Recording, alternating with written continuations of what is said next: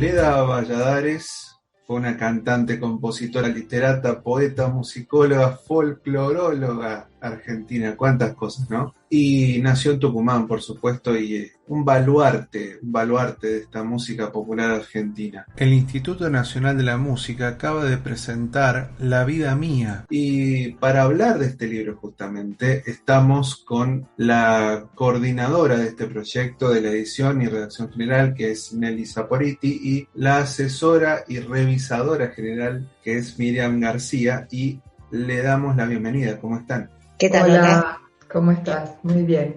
Gracias por la invitación. Un gusto que podemos charlar un rato sobre cómo lo que habrá costado también condensar todo eso en un libro y hacerlo práctico y lindo y ameno como lo es. Confieso que lo empecé pero no lo terminé. Ya lo voy a terminar y se hace amena la lectura. Y bueno, me gustaría que me cuenten cómo nace esta iniciativa, estas ganas de llevar a cabo este libro. Justamente en el 2019 se cumplía el centenario del nacimiento de Leda. En el Instituto Nacional de la Música venimos homenajeando a grandes referentes de la música popular, en general argentina, de distintas regiones del país. Generalmente viene dándose que lo hacemos cuando se conmemora el centenario de su nacimiento. No fue en el caso del primero de Luis Alberto Spinetta, que no fue por el centenario de su nacimiento, sino por una ley que salió en la cual se debía llevar la obra de Luis Alberto Spinetta a las aulas. La ley tuvo como objetivo que un autor y compositor que no había estado en general siguiendo las lógicas del mercado, que su obra no se perdiera con el tiempo, porque por ahí nadie se iba a ocupar de mantenerla y de difundirla. En el caso de los otros libros que se sacaron posteriormente, que fue el de Gustavo Cuchi Leguizamón y el de Mario del Tránsito Cocomarola, sí se hicieron en el centenario de su nacimiento. Justamente en 2019 era el centenario del nacimiento de Leda y nosotros pensábamos que era imperdonable no sacar un libro que lo homenajeara y que de alguna manera recopilara al menos parte de la inmensa obra que ella realizó y episodios de su vida, a cual más interesante y más rico que el otro. Y bueno, así fue que nos conectamos con Miriam García, con la Fundación Valladares, el Espacio Valladares, para poder llevar a cabo esta propuesta, y eso se dio justamente a fines del año 2019.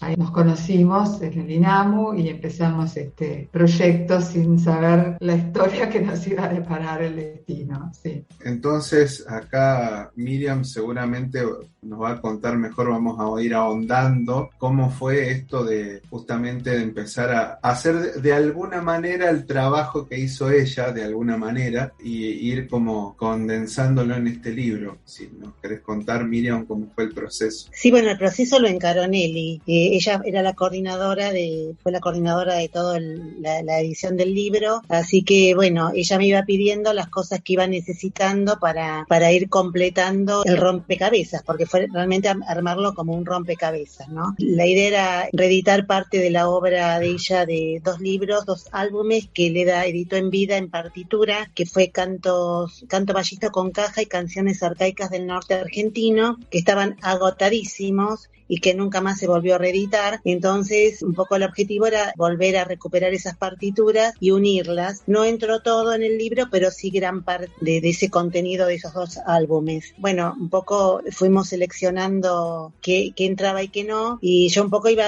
participando lo que me parecía mejor, que más representativo del trabajo de ella.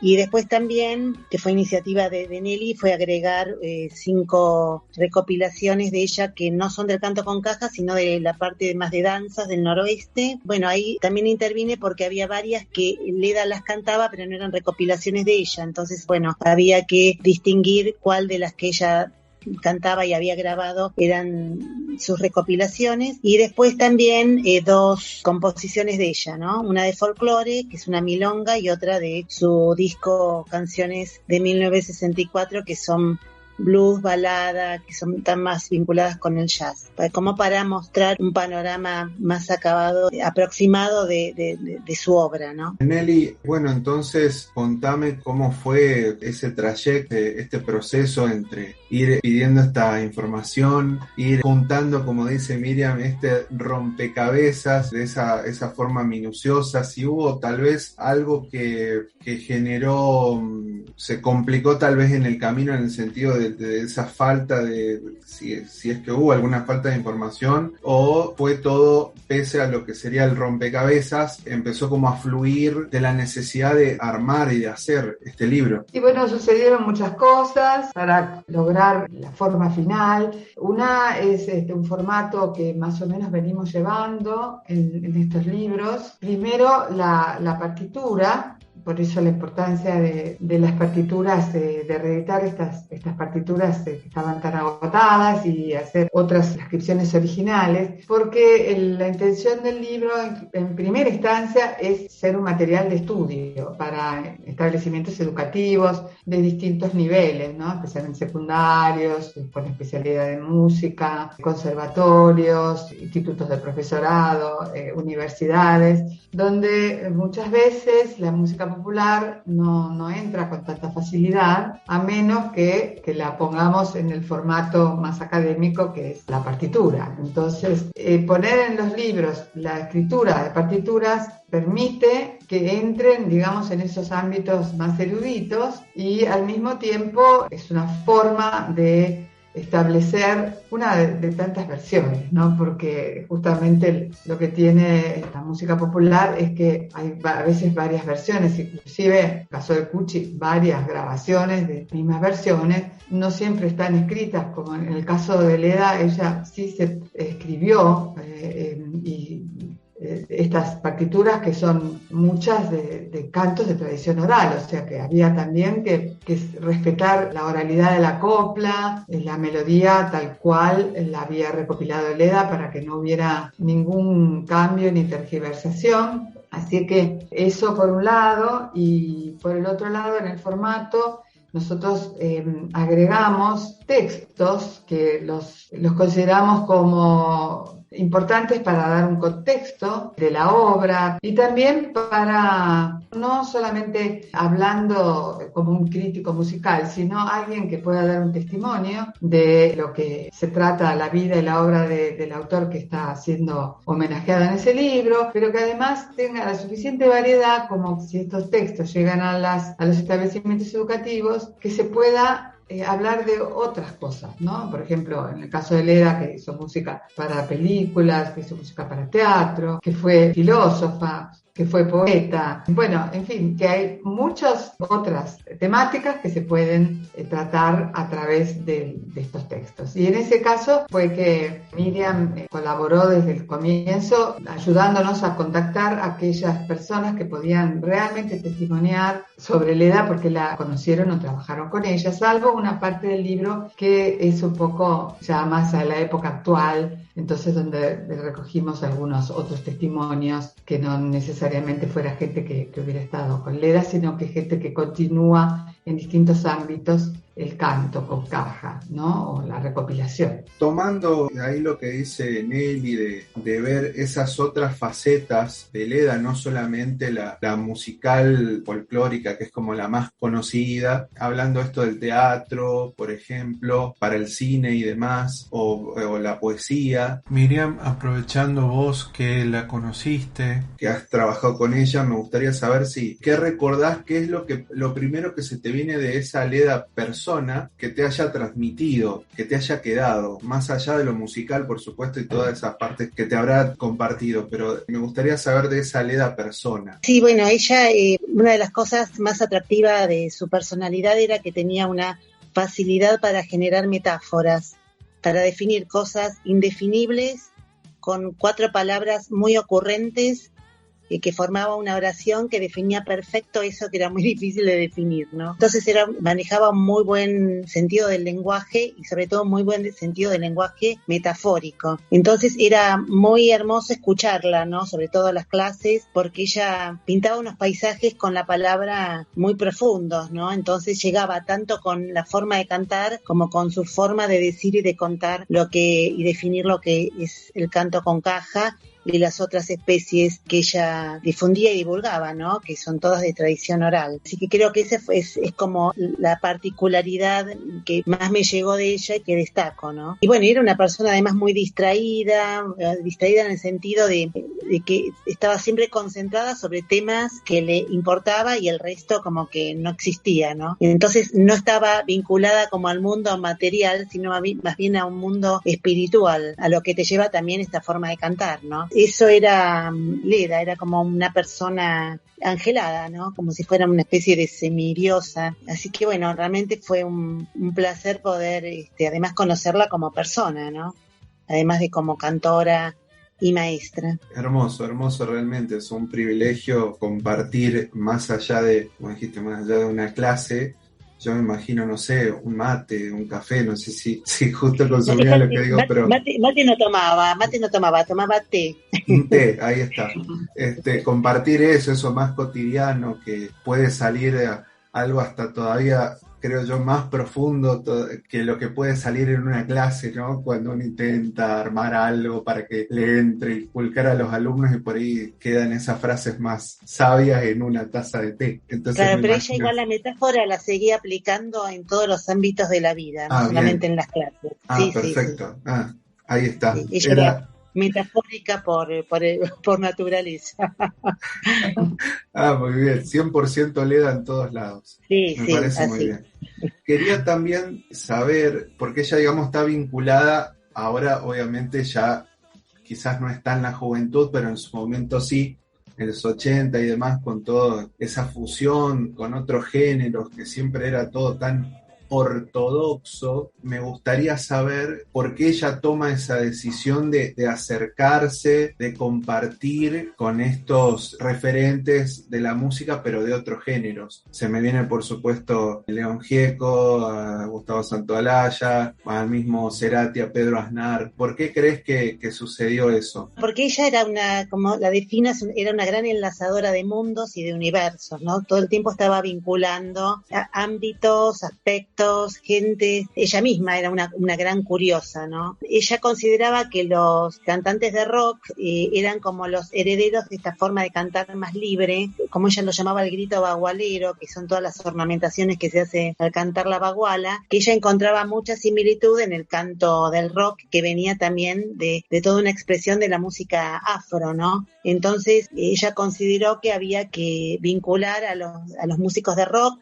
también a los músicos de folclore, de vanguardia, que estaban en ese momento como marcando otra línea de folclore, como Carnotas, Una Rocha, Liliana Herrero y Canovo, y reunirlos a todos en un mismo disco y en un mismo escenario, porque Grito en el Cielo en principio fue un disco y después también se llevó a la presentación en un escenario, compartir a bagualeros, bagualeras, copleros, copleras, originarias y originarios, junto con cantantes de rock, con cantantes de folclore y con alumnos, que en ese momento todos los alumnos formábamos las comparsas que grabamos en Grito en el Cielo 1 y 2. Así que bueno, ella siempre estuvo todo el tiempo vinculando universos, que ya lo venía haciendo desde antes, porque ella también había trabajado con el grupo Anacruza, haciendo un espectáculo que se llamaba Entre Ranchos y Rascacielos, junto con Anastasio Quiroga, representaban el mundo de los ranchos y Anacruza el mundo de los rascacielos, y era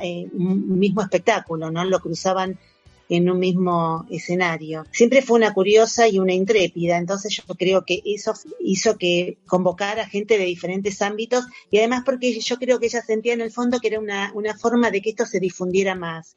y que se ampliara su espectro de conocimiento, porque realmente ella consideraba que era una obra maestra estos cantos ancestrales que todavía hoy se conservan y que se cantan en el noroeste argentino, y que si no se daba a difundir en el resto del país, seguramente no se iba a perder, pero iba a quedar escondido ahí en esos lugares, ¿no? Y ella sentía la necesidad de que eran unos yacimientos ancestrales y un tesoro que había que no guardarlos, sino que había que transmitirlos. Me gustaría saber ahora, ya que ahora estamos más, que ya hay eventos, ya estamos un poco más liberados para ir haciendo cosas y demás, si lo hicieron antes, me anticipo a las disculpas porque no tengo esa información, si lo han hecho ahora durante este trayecto del año, si está pensado, una presentación propia, yo me imagino porque ante todo ustedes, tanto Nelly, Miriam, más allá de la edición, recopilación y todo lo que tiene que ver con el texto y el trabajo que lleva este libro, ante todo son artistas, son músicas. Cada una fueron como trabajando, entonces me gustaría saber si hay como una presentación o tienen pensado hacer algo donde puedan tal vez fusionar, por ejemplo, sus trabajos o tal vez que hayan invitados. Me gustaría que me cuenten esa parte también, que por supuesto yo la considero importante porque justamente Leda ante todo se manifestaba en la música, entonces me gustaría saber eso, si lo tienen pensado. Bueno, no hemos pensado en eso. Sí, hay obviamente mucho en la obra de Miriam, como cantante, su discografía y sus presentaciones, hay una impronta muy fuerte de este canto, una continuación. En mi caso, no tanto. Yo en un primer disco que hice hace muchos años y que lamentablemente el máster se perdió, yo canté una canción que fue una recopilación de Silvia Eisenstein, sí, creo que Leda Valladares le puso música. Quien ama y sufre sabe ser cantor.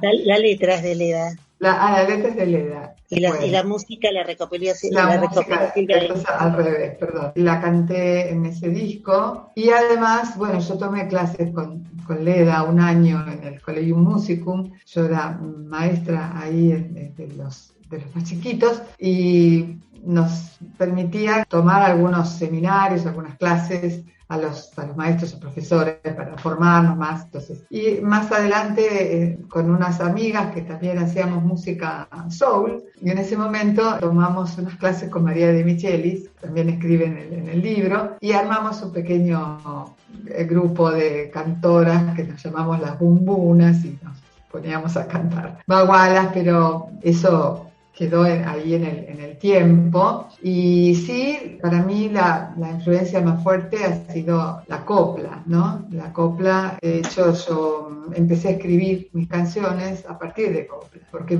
realmente es una forma de escritura que se lleva muy bien con nuestra lengua, a pesar de que, bueno, los cantos ancestrales que recopiló Leda, algunos se cantan todavía en lenguas originarias, y muchas de mis canciones están basadas en ese formato, ¿no? Fuera de eso, no sé si tenemos esa coincidencia, ¿no? Me parece que cada una tiene como caminos distintos, ¿no? No se nos ocurrió, pero qué sé yo, todo puede pasar en este mundo. Sí, pero hubo copleras y bagualeras en las dos presentaciones que hicimos hasta ahora. Las presentaciones sí, yo claro. Me refería a cosas más que fueras vos y yo. Como claro.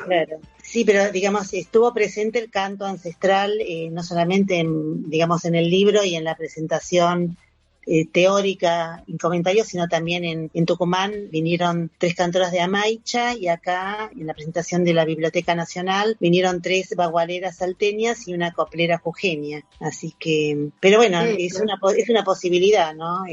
Que la que nos está proponiendo acá el compañero. A mí me encantó el otro día que pudimos hacer ese canto colectivo, que estábamos deseando tanto cantar, que hacía mucho tiempo que no se podía hacer presencial, y a mí me hizo tan bien, y se ve que muchos de los que fueron ahí con sus cajas también lo estaban deseando, inspiradísimos por las cantoras que vinieron, que eran una gloria, y que nos levantó el ánimo y nos pusieron en contacto con ese sonido increíble y bueno, tanto que la gente no se quería ir. Se quedaron adentro de la biblioteca primero hasta que nos echaron y quedaron en la explanada de la biblioteca después como media hora más cantando los cantos. Así que realmente yo no había estado, lo que se hizo, ¿cómo se llama, Miriam? Lo que hiciste para la fecha del cumpleaños de los 100 años de Leda. El Gran Bagualazo Nacional. El Gran Bagualazo Nacional. El Museo Etnográfico. Sí.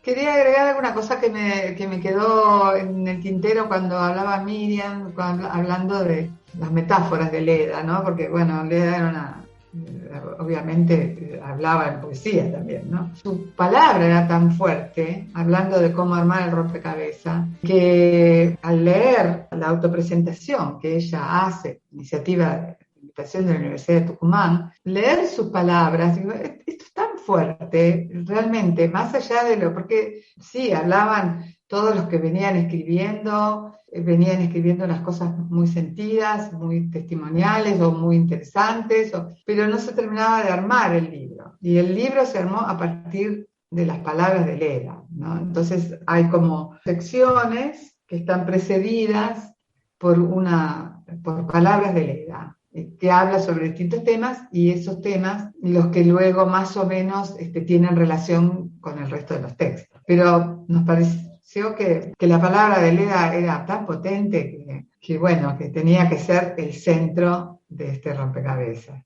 La verdad que da para hablar muchísimo más. Les quiero agradecer este tiempo que han tenido para charlar un poco sobre ella. Será hasta otra oportunidad. Antes me gustaría también que me cuenten dónde se puede descargar el libro y también voy a reforzar la oferta de que tal vez pueden juntarse y hacer una presentación así bien potente, ya que las dos las disfrutaron en diferentes ámbitos, en diferentes cosas, y está presente, así que la dejo ahí picando. Y de mi parte, muchísimas gracias. Gracias a vos por la invitación. Se puede descargar en la página del INAMU, inamo.musica.ar, ahí está el PDF para descargar. Entonces, Nelly Saporiti, Miriam García, muchísimas gracias. A vos por la invitación, gracias. Gracias.